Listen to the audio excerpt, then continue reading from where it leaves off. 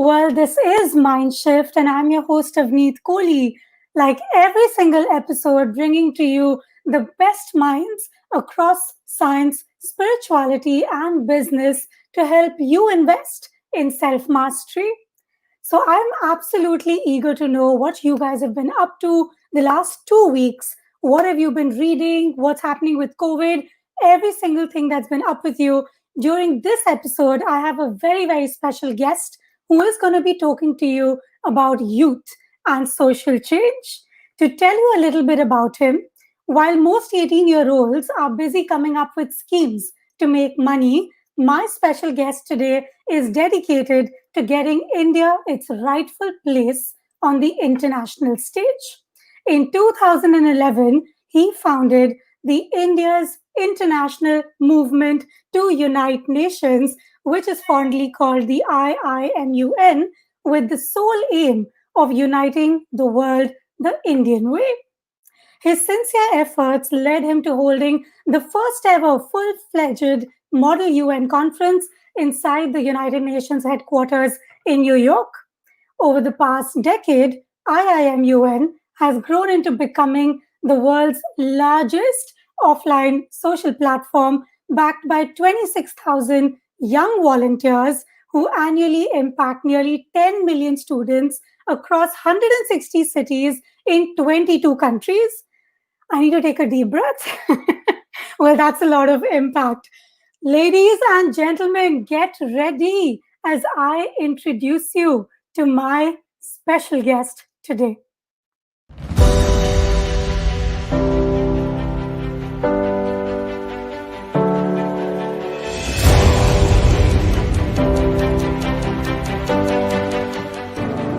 Model UN, a world parliament where students discuss about world issues and try to come up with peaceful solutions to them.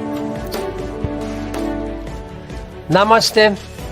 I send warm greetings to all those taking part in the 2015 Indian International Model United Nations Conference. And now on the election that isn't, it's time for our debut segment called Apna Time Aayega, where we use the help of our friends from IIMUN.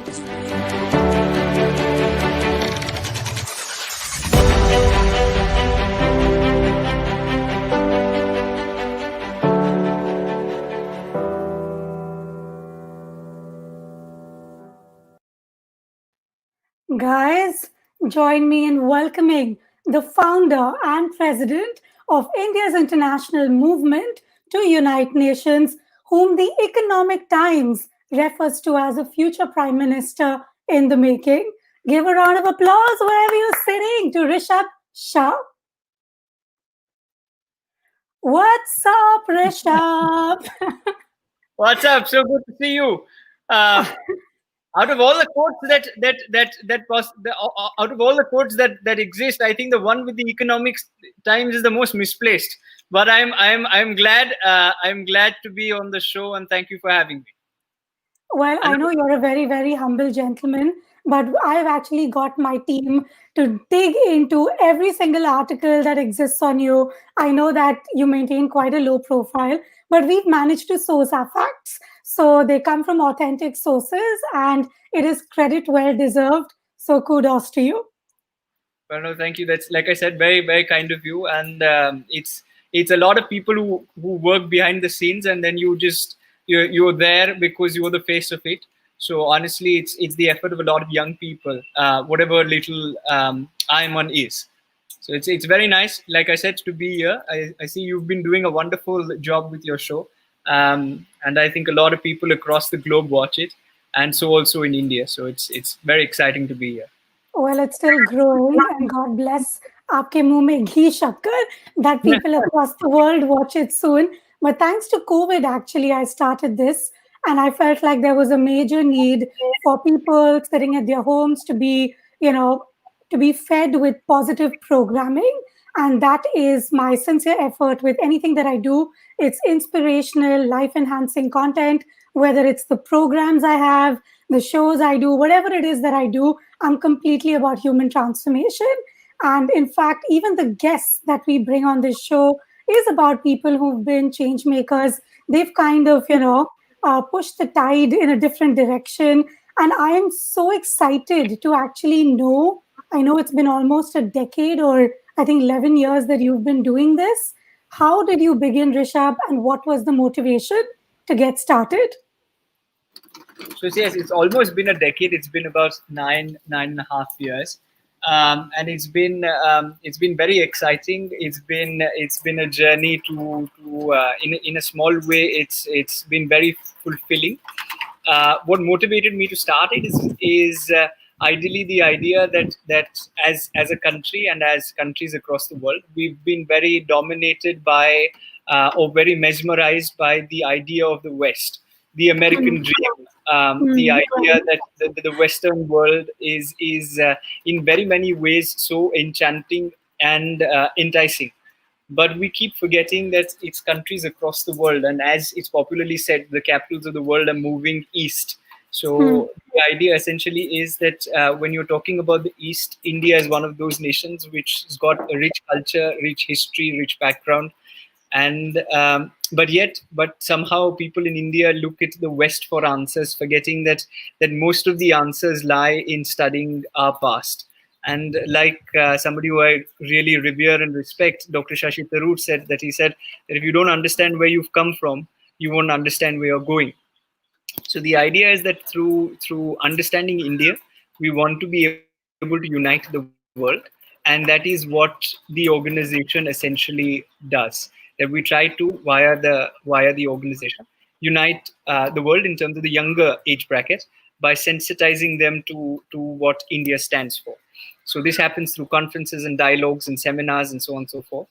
And yes, that's pretty much what it is. And yes, that's been the small little journey. As an 18-year-old, I started it. I was foolish back then, and I am equally foolish now to believe in the utopian concept that you can actually unite the world the Indian way.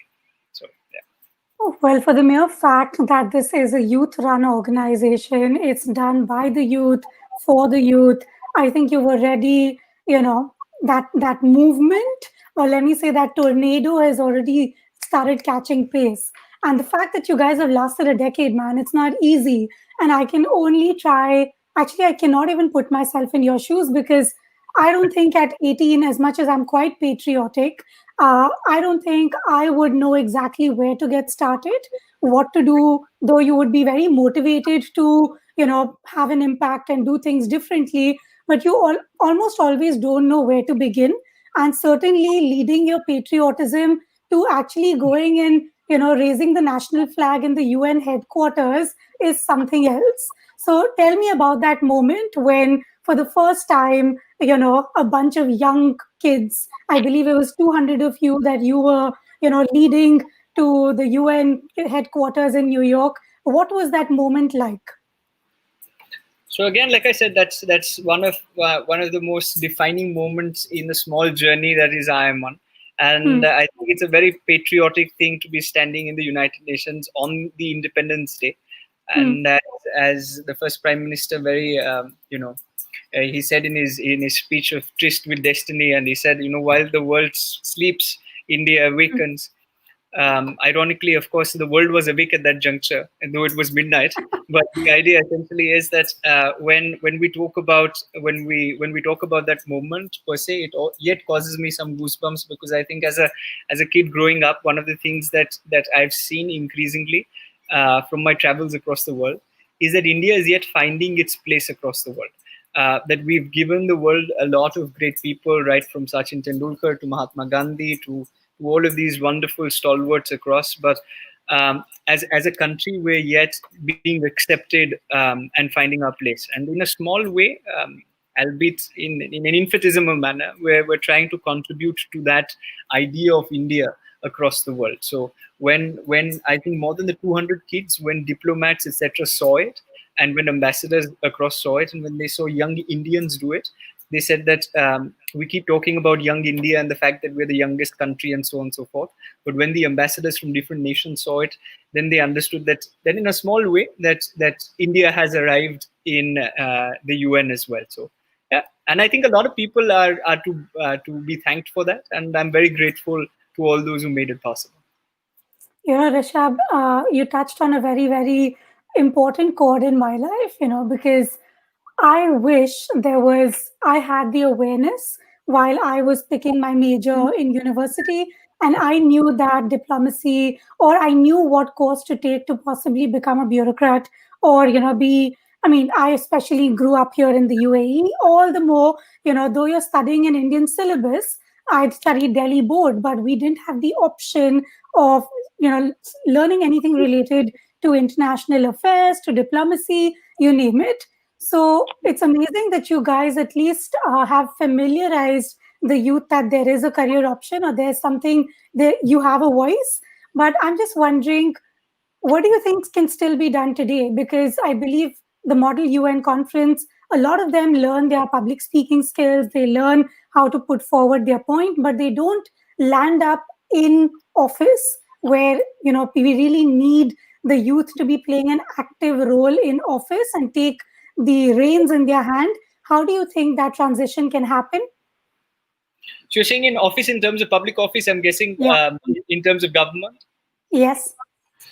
Yes, so that's been one of the major concerns also back home in India, is that how do we translate that into essentially people who go on and become decision makers per se. So and the idea is that it's a growing movement, unlike the West and unlike different places where kids grew up with a strong sense of nationalism which is instilled in them. I think India in the recent past has grown to understand that sensation of national pride is now coming to fore, and therefore when you add any activity to it, like say for example this red edition of the UN, of Model UN, which we now call Movement to United Nations, any such activity will only propel them forward. So it's happening slowly, gradually. Young people are entering politics. They're young parliamentarians, ministers who once were part of the organization, were now actually in public office, who are doing incredibly well. And the idea is that it's happening, but also as a country, I think India is yet averse to having young people in positions of power. When a 20-something is in charge, everyone's usually looking at a 20-something and saying, or a 30-something, and they're like, yeah, this person doesn't have enough white hair, so he or she does not know what they're saying. And that's true. There are certain things that only experience can teach you. But I think a classic example is your government in the UAE. I think Her Excellency Shama bin Marzuai is your youth. And I can't pronounce it. Yeah, I can't pronounce it. I'm sorry, my apologies, but I can't pronounce it. But the idea is that she per se is, I think, a couple of years younger to me, and she's already the Minister for Youth. She's a Rhodes Scholar and somebody phenomenal. I think at 32 or 33, Sanna Marin became the head in Finland. And if you see world governments across, they're reflecting the fact that we live in a day and age where the majority of our population is young people. But in India, unfortunately, Parliament is yet above 50. I think it's 54 is the average age in Parliament. And the idea is the average age of our ministers is even furthermore.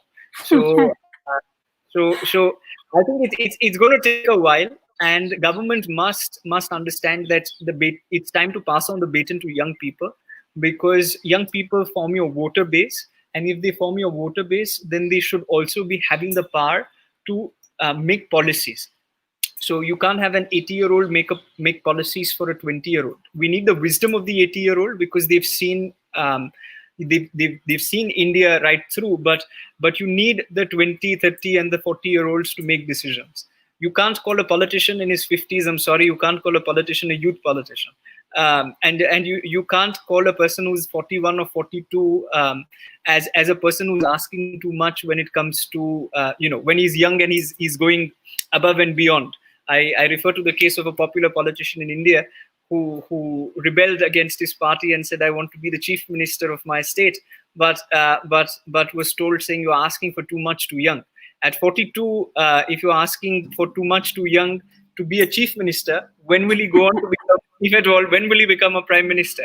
And look at President Obama. He became president when he was young. He wasn't a president in his 60s and 70s. and you need a young leader in order to lead a young country. Because if you don't have a young leader to lead a young country, we are in the opposite direction. But I'm sorry, these are lengthy answers, and I'll just move on. Absolutely. I feel you ना वो सारे in all the Hindi movies they would tell you मैं कुछ भी छोड़ दूंगा मगर कुर्सी नहीं छोड़ूंगा.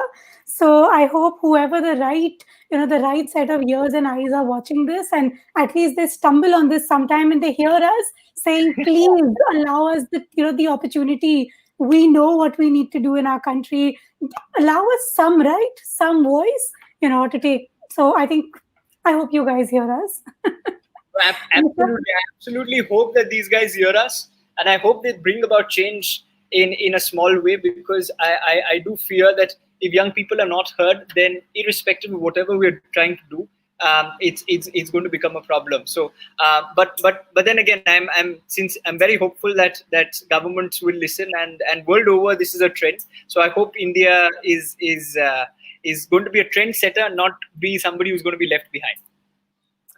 Guys, whoever's watching right now, Rishabh and I can continue to talk, but this is a platform for you to ask your questions, to leave your comments, to like and share the stream. So at any point in time, though I'm going to be having a Q&A section in the end, but at any point in time, you have any questions, I can see all your comments, and so can Rishabh. So make sure you hit the comments box, drop your comments, your questions, and interact with us.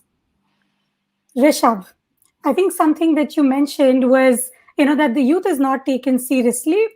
When you started out at 18 with as a young boy, how did you get taken seriously? How did you overcome that obstacle? I can't say I overcame that obstacle, because I don't think I yet get taken seriously. So,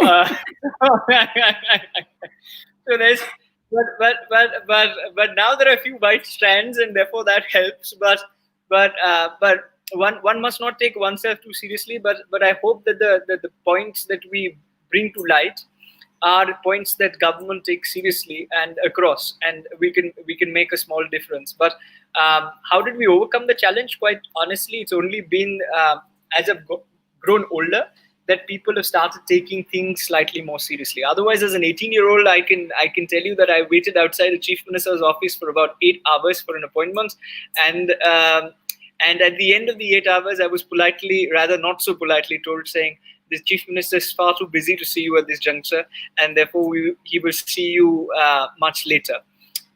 Now, there have been instances like that many a time where I've realized that a surname in our country speaks more than the work that you do. And so also, if you are 40 years old and you are representing the youth in comparison to being 18 years old and being actually young, then a person who's slightly older is given a little more importance. And that's the sad thing and the sad reality. As much as ministers deny it,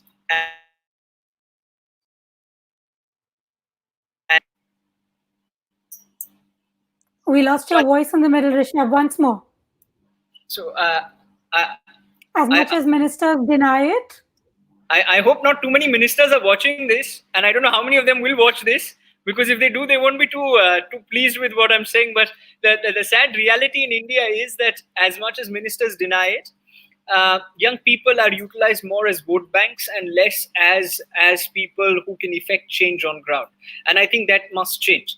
It's changing with younger politicians, younger leaders across different walks of life, but it's not changing in government as a whole. And this I speak across political parties.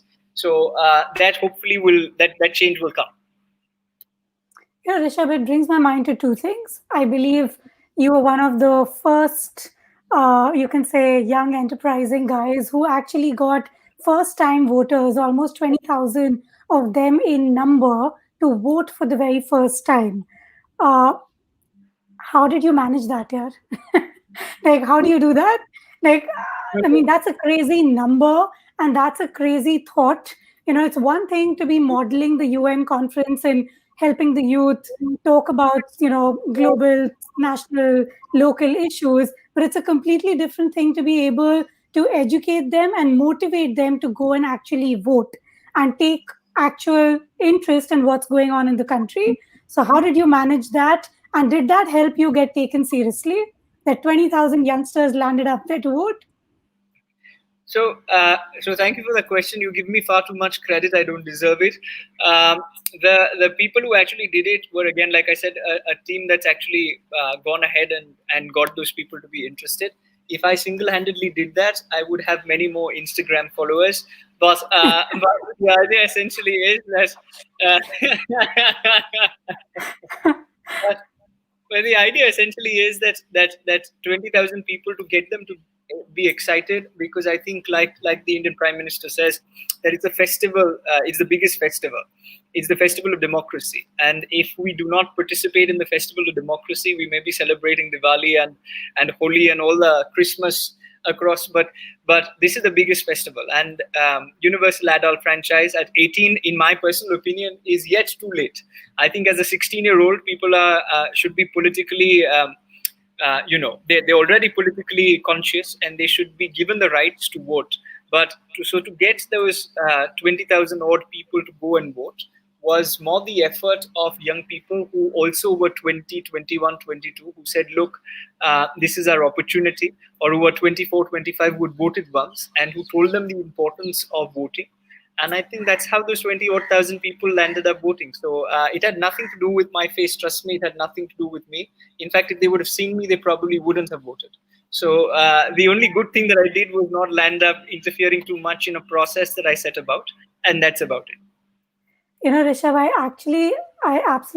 I wonder what your parents must be going through, because I don't know, after having done this, I think it completely either, I mean, maybe very, very, you're, of course, you might be threatened. I'm not sure of what are the right words to use, because again, you want to be ethically, morally, politically right. But how do you protect yourself? There could be either party or anybody absolutely wanting to push you that, okay, you know what, you've got such a large bank of youngsters, make them do this. So how do you say no, or how do you safeguard yourself? Do your parents sleep with peace at night, or are they always worked up saying, oh my god, कि कहाँ बंदूक से गोली निकल जाए? No, there's nothing like that. Thankfully, we live in a democracy which yet retains its core, a sense that we yet are we yet are a sovereign state which is secular, which is republic and democratic, and what has been enshrined in the constitution to a large extent is yet visible on ground. But do we receive calls to do certain things? Yes, and definitely yes in many cases. But quite honestly, it's wherever something makes sense or does not make sense, whatever is passed on to me is then passed on to the students. If they feel that this is the right thing to do, then they participate in it. If they don't, then they don't. Like the CAA, many students from the organization protested against it, led protests. Some were jailed, and some, in fact, led protests for it. Like some said that the CAA is very good. So the idea is that it's a democratic setup. So I'm essentially nobody. So my parents, of course, they wish I were to do. They wish sometimes that I do something else apart from this. But in the sense that they wish that I started something else, not something that's so politically sensitive. But at the same point in time, it's a democratic setup. So there have been so many people from IIMUN who've joined the Indian National Congress, so many who've joined the Bharatiya Janata Party, major political parties across. And my idea is that if they're eventually becoming policymakers, that's what it should be. And as long as they're putting the country first and the party second. So so if they're doing that, then they're doing a great service. So Get you. Rishabh, who do you think is an amazing social change role model? Like somebody you personally feel like inspired by, or someone who's absolutely had an impact on your journey? So I think a social change role model would be somebody like Nelson Mandela. I think Mandela was somebody whom I'd really look up to. Mohammed Yunus is a person in social entrepreneurship who's done really, really well. So all of these these kind of people have tremendous impact. Of course, father of our nation, who gave up everything almost in order to liberate us, is an example that everyone must follow. So these people have had a tremendous impact on my life, and also people who mentored me. Some of the faces you showed in that wonderful video you made, very kind of you to do that. Also have had tremendous impact on me. Like chairman of HDFC, Deepak Parekh sir, somebody like Mr. Godrej, A.R. Rahman, Shashi Tharoor, Piyush Goyal, Suresh Prabhu. These are people who are essentially people who've had a lot of impact. So yeah. I get you. Rishabh, I'm also wondering, with all the work that you do, which certainly is about social change, it is about integrating the youth to, acquaint them with what's going on in the country. But I wonder, I also understand that IIMUN is a social enterprise. How do you draw that fair balance between creating social impact by having a setup of a social enterprise, but still make sure that you're balancing it out? So how do you draw that balance between the two? I think any social enterprise, or anybody who aspires to create something which is a social enterprise, should realize that if you try to balance, I'm sorry to say this so candidly, but if you try to balance the pecuniary parts with the altruistic parts, you're always going to be left in the urge of wanting to balance the two. I think if you just let the altruistic nature take over, everything else will follow. And as much as this may sound quite utopian again to follow, that's something that I have done in a small way, where essentially if you try to put the interest of other people forward and try to build and bring about change, I think the other things, including numbers and so on and so forth, will fall in place. And of course, I'm lucky to be slightly to be in a position which allowed me to experiment with what I was doing. But at the same point in time, there are classic examples like Mohammad Yunus, and he's done a phenomenal job with the Grameen Bank, and it's a model to follow for everyone. So the idea is that the fine balance between Nelson Mandela and Mohammad Yunus is one that I don't think one should want to try to find a balance. You just put the interest of other people and the impact that you're creating first. If you do that, automatically everything else will hopefully fall in place. Yeah. I get you, because I was meaning to ask, with when you start off, I would like to believe that everyone wants to start out with a good intention, but when resources are limited and you're starting out, how do you even attract talent to, kind of be a part of your mission, your vision? How do you bring people together when you know that you're driven by a great mission and vision, but you may not have something immediately to, reimburse them with, or there's no meat in the deal immediately? So I think that is where I think it's commendable, the point at, for 10 years for you to make this sustain itself. It's done by the youth, it's run by the youth. It's amazing. And a comment just came in from Ahmed Makda, who says, how does the journalism scenario look 10 or 20 years down the line? Will we see more sheer suddenness, or more real or more, or more real journalists speaking and talking sense about the things that actually matter? Ahmad, why on MindShift? Yes, Rishabh, what is your thought? What are your take on that? So honestly, thank you for the question, Emma. I think 10 to 20 years down the line, I think there are going to only be two possibilities. One, there won't be journalists anymore. It'll be actors who would be carrying out the jobs of journalists, because as the mystery deepens, which it keeps deepening, for the love of God, we don't understand how the mystery is deepening every time. But without any reference to any popular 9 p.m. anchor who says this is my show, but I think the nature of journalism is completely changing from a profession that was very well respected and was regarded as the fourth pillar of democracy. Today you see just narratives being peddled right and left. To be honest, so the idea is that 10 years from now, will we see real journalists? That really depends on people like you, Ahmad. if you actually have the gumption to stand out and to speak up when it comes to issues per se, and not be bothered about the left and the right, then I think quite honestly that journalistic integrity, which once was something that we could see in India, will again come back. Because at this given point in time, I refrain from telling young people from watching news. It's not news, it's noise. So, and if you really want to see noise, then just watch TV at 9 p.m. and sometimes it makes for a good comedy show. So that we are. But the idea essentially is that it will return. I hope it will return because young people can bring about it, and young people are stupid enough and naive enough like me to believe in the fact that the country can change. And honestly, we're too many of us for anybody to suppress. So if all young people think alike, I'm pretty confident that we will bring about change. So I hope that answers your question, Ahmed. Thank you once again. Everyone else who's watching, now is the time you hit the comments box. Drop me your comments, your questions, whatever it is that you want to ask Rishabh.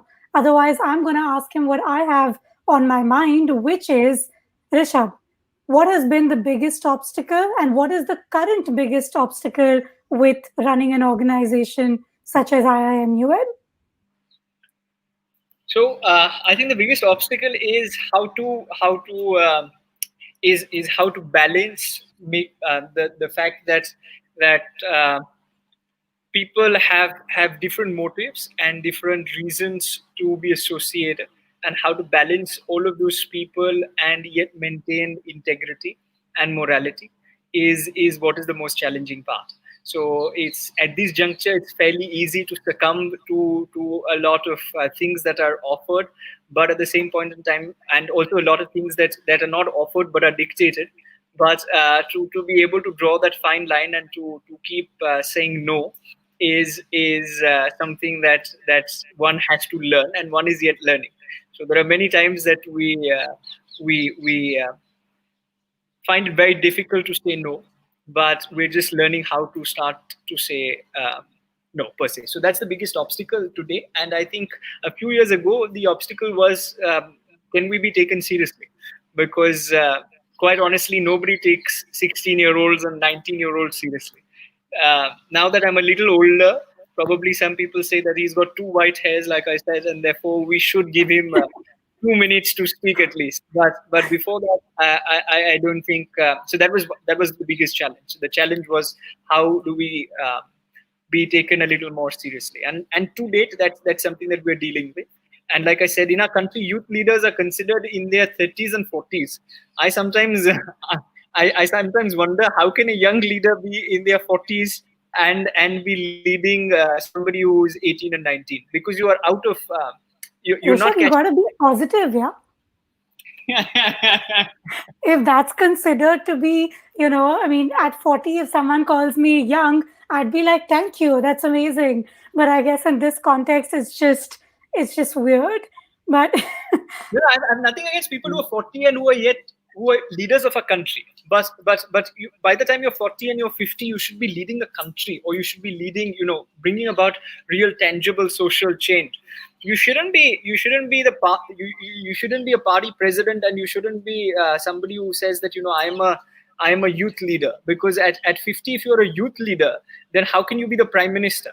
Or how can you be somebody who who the nation looks up to and says that this is somebody that I aspire to become? So I sometimes find it highly perplexing that this is the scenario in our country, and that also when we have 1.3 billion people, can't we find better political leaders to lead us? Rishabh, what do you think? I mean, how can we motivate the current generation, or in fact, even the education system, to come up with a curriculum that actually teaches the youth how to go about this path? What kind of a shift in curriculum do you think is required to have more and more leaders come into the world?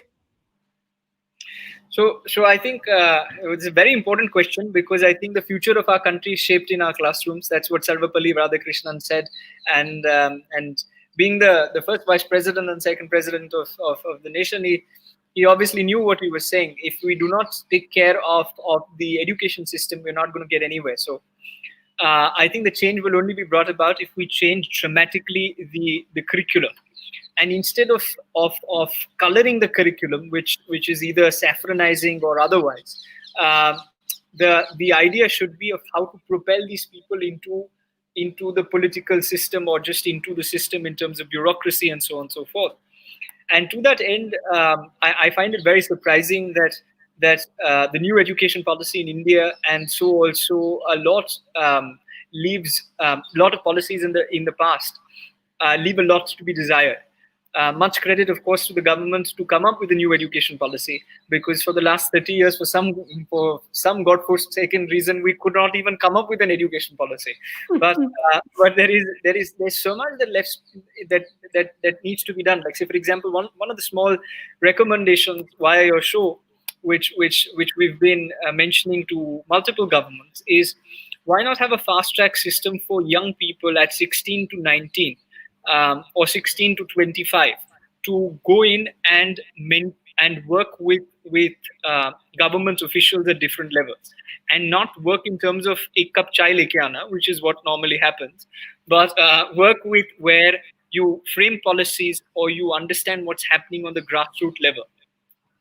And as much as members of parliament do this in an individual capacity, I think it's about time that we as government pass, we as and I say this as government, not just in Maharashtra but in India and different parts, they pass this as a law, saying every MLA, MP, elected representative has to have a must of having at least 5 interns every 3 months or every 6 months. That's You need cool. to have 5 interns on a rotating basis, because imagine the kind of exposure that a 19-year-old will get if he's going to sit inside parliament whilst parliament is going on. Of course, the sad part about Indian parliament is that people are more interested in playing cards and PUBG and less in terms of making policy. But the thing is that it has to it has to change, and it will change only when a young person actually clicks a picture and tweets it and says, "Look, my member of parliament," or "Look, this member of parliament was sleeping in parliament." And how is that acceptable? Because today, Lok Sabha TV, if you tell young people to go and watch Lok Sabha TV, they will switch off the TV and they look at you and wonder what's wrong with you. What's wrong with you? So the thing is that this kind of a program is so simple to implement. But my question to a lot of people who probably will watch this, because I've said too many things I shouldn't be saying, but the idea is that if they actually watch this, is that why don't you have 5 interns who don't have any connection to any political system and no lineage necessarily as a prerequisite to join your system, which you may have 1 out of 4 who is from a political family, and I have nothing against it, but the remaining 4 as normal interns who come in and who are understudies to you, and don't give them chai and coffee to make, because bloody hell, young people don't want to make chai and coffee when they're studying under you. They'll make that cup of coffee out of reverence and out of respect, but the idea essentially is that where they Get understand how. exposure. Yeah, and believe me, if everyone in parliament did this, let me tell you this: if everyone in parliament did this, the next parliament would look very different from the parliaments that we've had up until now, because young people would understand, with no disrespect to majority of the parliamentarians who are such chomus of the highest order, that they don't deserve to be in parliament. And this is something that essentially is happening, and I do believe that young people will bring about this change. And I say this for all the parliaments that have gone by. I'm not singling out any one specific parliament, but all parliaments that have gone by. A person. So, yeah. Rishabh, a comment just came in from Dhruvi Varia, who's like, could you please suggest some tips on how to manage a team? How to manage a team? Well, so honestly, I have not managed too many teams, but from the few that I have, I think empowering is leading. And when you can empower somebody to be who they are, you automatically will be able to manage a team well. I think the problem is people keep trying to suppress you, saying, look, no. And it starts at a school level. Like if you've failed in a subject or you don't do well, people keep telling you, saying you can't get into a good university. from the university level, if you've not done well, then people say you can't get a good job.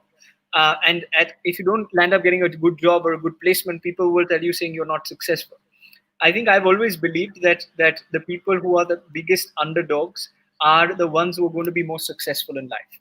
So when you see a team, consider it as a set of underdogs, empower them, and make them believe. Because quite honestly, if you dream with your eyes open, as Ronnie Screwvala in his book says, if you dream with your eyes open and if you aim for the stars, the worst thing to happen to you is you'll fall on the ground.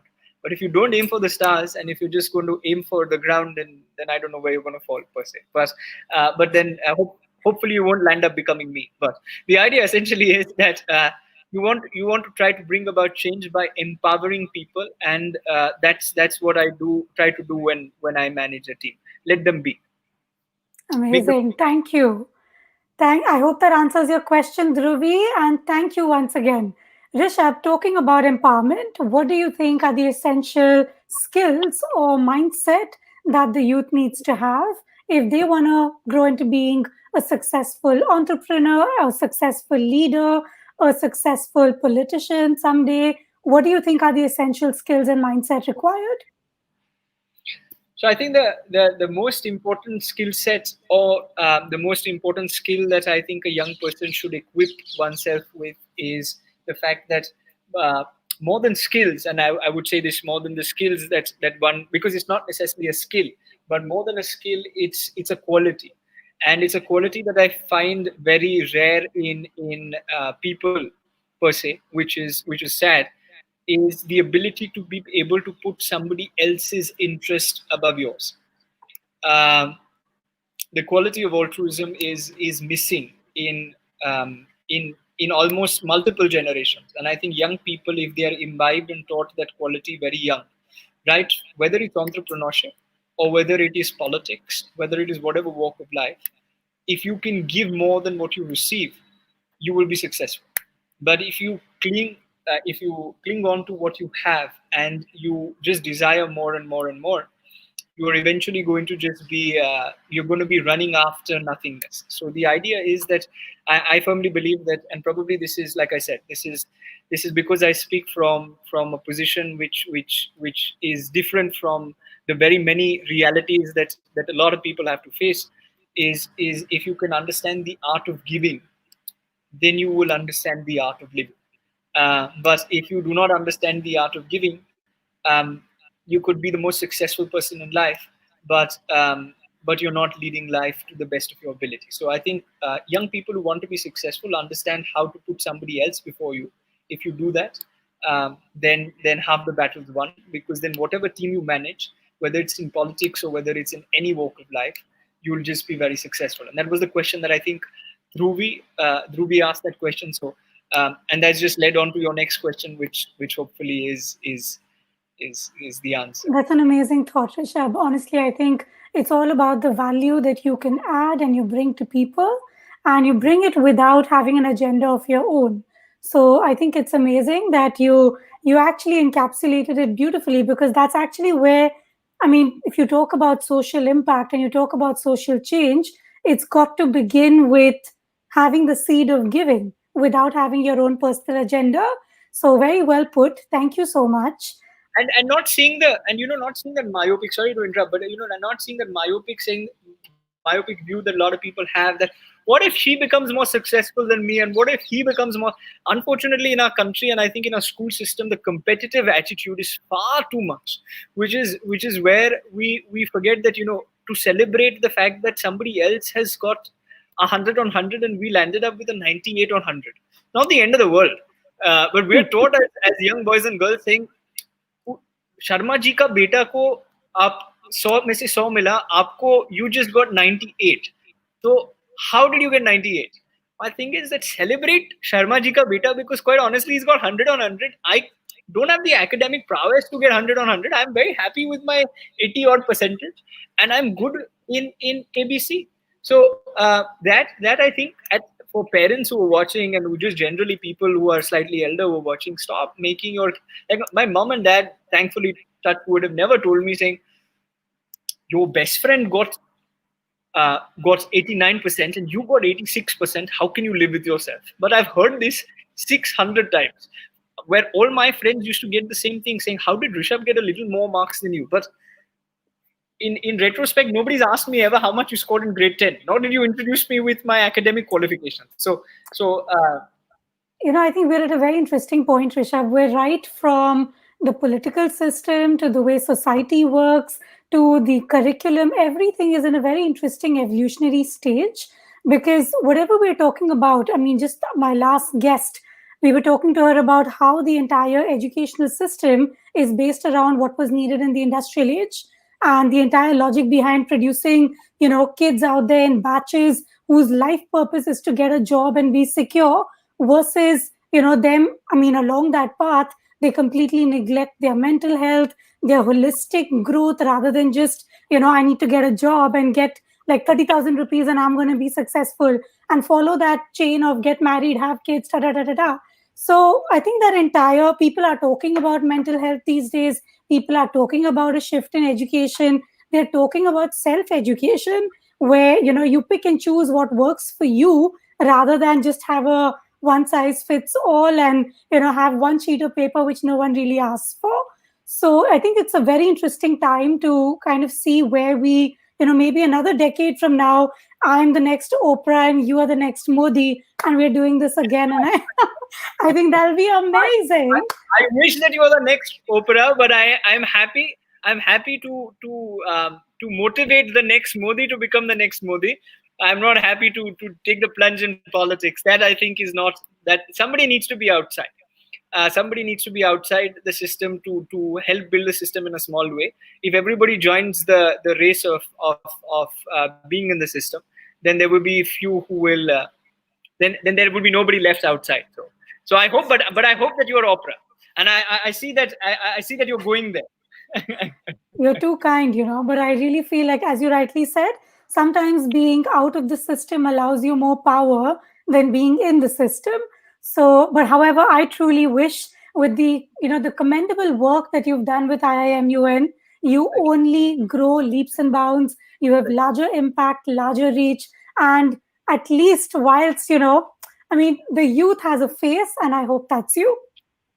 So sweet. That's very kind of you. But I sincerely hope the youth has a better looking, more articulate face, who speaks better both in English and in Hindi and the different languages that he's expected to converse, and who's slightly more empathetic and even more altruistic.